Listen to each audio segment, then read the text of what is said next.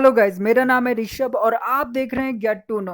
भारत ने यूके को कड़ा संदेश देने के लिए अपनी ट्रैवल पॉलिसीज में चेंजेस किए हैं। और चेंजेस क्या है? यदि कोई यूके से भारत में आएगा ना तो उसे 10 दिन क्वारंटीन रहना पड़ेगा, सिर्फ यूके के लिए। अब ऐसा यूके के लिए ही क्यों किया है, चलिए इसे जानते हैं। अब यूके ने ना अपनी ट्रैवल पॉलिसी सितंबर में चेंजेस किए थे। कोई 4 अक्टूबर से भारत से यूके आता है ना और उसने कोविशील्ड की वैक्सीन लगा रखी है, हम उसे अनवैक्सीनेटेड कहेंगे। जी हाँ, यही शब्द यूज़ किया है, अनवैक्सीनेटेड। मतलब इसका मतलब क्या होता है?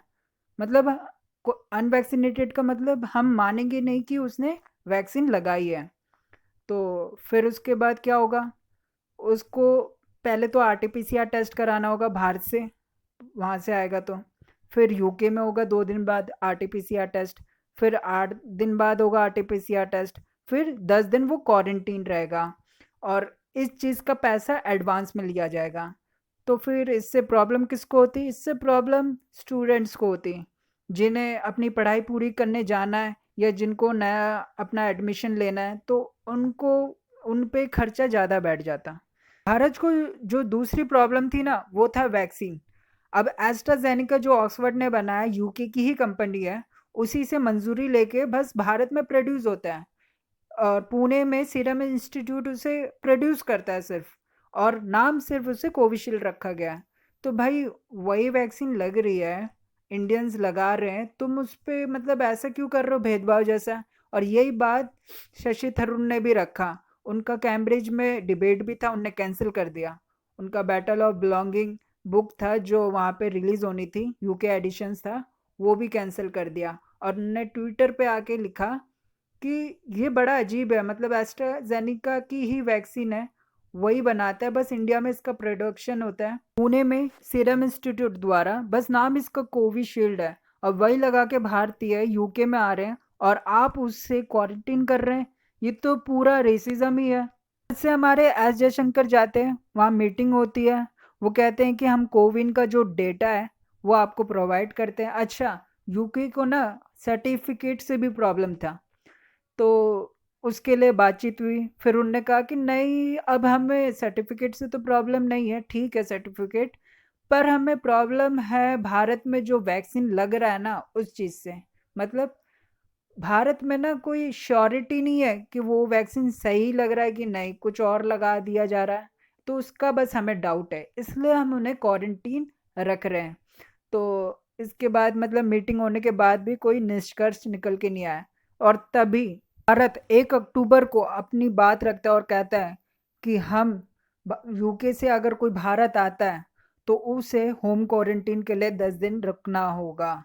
और वो 4 तारीख से लागू होगा। और 4 तारीख बड़ा खास है। और 4 तारीख से ही यूके ये नियम लागू करने वाला था और भारत ने भी 4 तारीख ही रख दिया। अब उसके बाद क्या होता है? यूके अपना स्टैंड रखता है, बात कहता है अपनी कि नहीं भाई, हम रेसिज्म तो नहीं करते।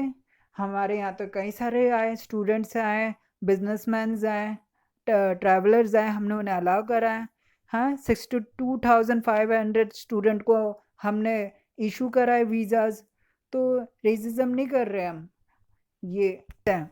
और दूसरी बात ये है कि भारत से हम बात कर रहे हैं और इस इशू को हम जितनी जल्दी रिजॉल्व कर सकते हैं हम करेंगे।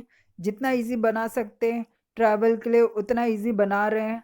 हम अपने ये पॉलिसीज़ जो हैं एक्सपेंड कर रहे हैं, ताकि बाकी दुनिया से जितने भी देश के जो लोग हैं यूके में आना चाहते हैं ना, वो आराम से आ सके। साथ में ये कहता है कि क्वारंटीन नहीं होना ना, तो आप ना ये वैक्सीन लगा लो, या तो एस्ट्राजेनिका की लगा लो, फाइजर लगा लो, मॉडर्ना लगा लो, बायोनटेक। अगर इन चारों में से आपने 2 डोज भी लगाया ना, हम आपको वैक्सीनेटेड मानेंगे। अगर आप कर लेते तो हम आपको क्वारंटीन, आपका आरटीपीसीआर बिल्कुल भी नहीं करेंगे। प्रॉब्लम तो यही है ना कि एस्ट्राजेनिका की वैक्सीन कोविशील्ड ही है, बस नाम अलग है। हर्षवर्धन गए थे जब फ्रांस में, उनने कहा था कि फ्रांस अपना वो जो था बैन था कि अगर आप कोविशील्ड लगाते हैं हम आपको एंट्री नहीं देंगे। या तो आपको फिर क्वारंटीन पे रखना होगा। उनने अपना स्टैंड पीछे कर लिया। यूरोप में फिर हमने बात करी, यूरोप के कम से कम 1 दर्जन लोगों ने ठीक है इसकी मंजूरी कर ली कि हाँ जो जो देश को करना है। यूरोप के जो देश हैं 27 जो कंट्रीज हैं, वो उनके ऊपर डिपेंड करता है कि वो अलाउ करना चाहते कि नहीं, और उनमें से 1 दर्जन से ज़्यादा लोगों ने अलाउ कर भी दिया था। भाई ये किस खेत की मूली है भाई यूके, हाँ, उल्टा उसी की दवाई है। तो इसमें भारत का बस थोड़ा सा इशू है, और देखते हैं आगे। इसमें मीटिंग होगी, एक्सटर्नल अफेयर बैठेंगे, बात करेंगे और देखते हैं आगे फिर क्या निकल कर आता है। इसी के साथ हम वीडियो को ख़त्म करते हैं और मिलते हैं नेक्स्ट वीडियो में।